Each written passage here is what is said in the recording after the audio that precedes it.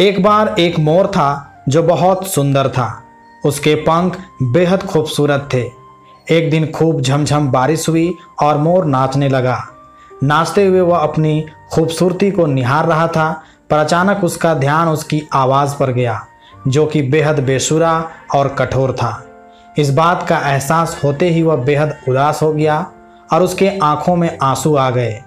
तभी अचानक उसे एक कोयल गाती हुई सुनाई दी। कोयल की मधुर आवाज़ को सुनकर मोर को उसकी कमी एक बार फिर एहसास हुआ। वह सोचने लगा कि भगवान ने उसे सुंदरता तो दी, पर बेसुरा क्यों बनाया। तभी एक देवी प्रकट हुई और उन्होंने मोर से पूछा, मोर तुम क्यों उदास हो। मोर ने देवी से अपनी कठोर आवाज़ के बारे में शिकायत की और उनसे पूछा, कोयल की आवाज़ इतनी मीठी है पर मेरी क्यों नहीं, इसलिए मैं दुखी हूँ। अब मोर की बात सुनकर देवी ने समझाया, भगवान के द्वारा सभी का हिस्सा निर्धारित है। हर जीव अपने तरीके से खास होता है। भगवान ने उन्हें अलग अलग बनाया है और वे एक निश्चित काम के लिए है।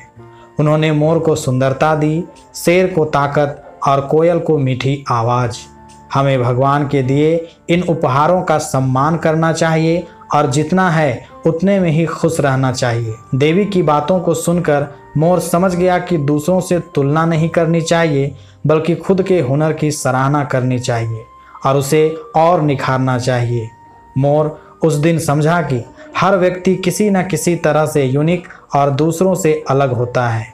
मित्रों, यह कहानी हमें सीख देती है कि खुद को स्वीकार करना ही खुशी का पहला कदम है।